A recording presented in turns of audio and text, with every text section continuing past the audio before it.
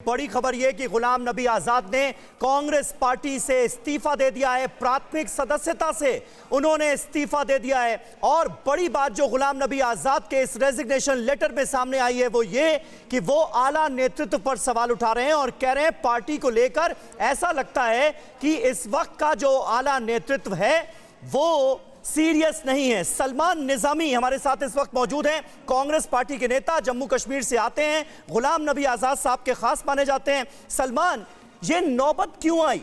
गुलाम नबी आजाद के कद का एक नेता ये कहते हुए पार्टी छोड़ देता है कि पार्टी के जो बड़े लीडर्स हैं, जो आला नेतृत्व है, वो पार्टी को लेकर सीरियस ही नहीं है।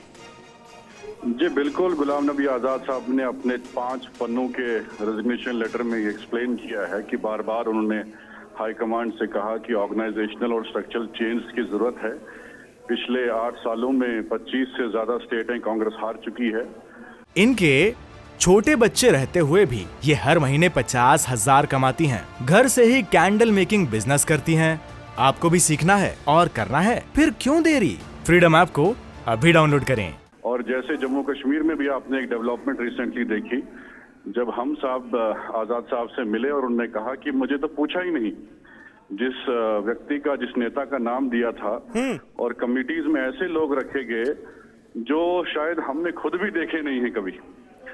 तो इसलिए जब जो गुलाम नबी आजाद साहब जम्मू के एक बहुत बड़ा चेहरा हैं, पूरे हिंदुस्तान के हैं, किसी कमेटी में उनको कंसल्ट नहीं किया जाता है, तो ऐसी ह्यूमिलेशन और इग्नोर किया जाए तो उससे बेहतर है कि सलमान निजामी, लेकिन ये बड़ी अजीब सी बात नजर आती है कि जो शख्स अरसे पहले जम्मू कश्मीर का सीएम रहा हो, कांग्रेस पार्टी का इतने बड़े कद का नेता हो, वो इस वजह से रिजाइन तो नहीं दे देगा कि आपने उसे सीएम कैंडिडेट नहीं बनाया, जम्मू कश्मीर में इलेक्शन होने वाले हैं। यानी रीजंस बड़े हैं ना जिनका जिक्र आजाद साहब कर रहे हैं। ये ऑल इंडिया लेवल की बात है। गुलाम नबी आजाद साहब सिर्फ जम्मू कश्मीर के नेता नहीं हैं, पैन इंडिया लीडर हैं जिन्होंने कर्नाटक। सर, मैं चाहूंगी कि आप थोड़ी देर के लिए हमारे साथ बने रहिए, क्योंकि जिस लेटर का जिक्र लगातार किया जा रहा है उस लेटर में क्या क्या लिखा है गुलाम नबी आजाद में, ये दर्शकों को बताना बहुत जरूरी है। देखिए, यही वो लेटर है और इस लेटर में जो लाइनें अंडरलाइन करके येलो लाइन में जो हम आपको बता रहे हैं, ये सारे सेंटेंसेस यूज किए गए हैं बेसिकली राहुल गांधी के लिए, क्योंकि कहा यही जा रहा है गुलाम नबी आजाद की ओर से कि इस हालात के लिए, पार्टी की इस हालत के लिए अगर कोई जिम्मेदार है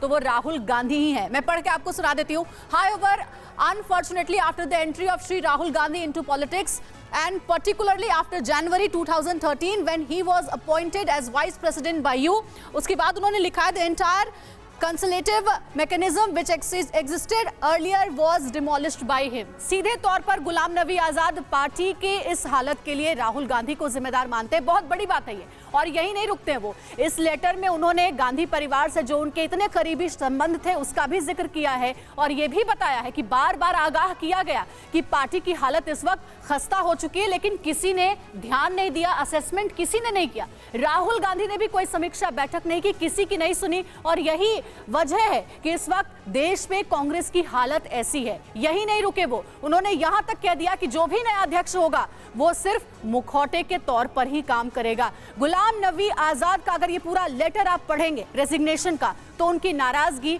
बिल्कुल साफ हो जाएगी। इनके छोटे बच्चे रहते हुए भी ये हर महीने 50,000 कमाती हैं। घर से ही कैंडल मेकिंग बिजनेस करती हैं। आपको भी सीखना है और करना है, फिर क्यों देरी? फ्रीडम ऐप को अभी डाउनलोड करें।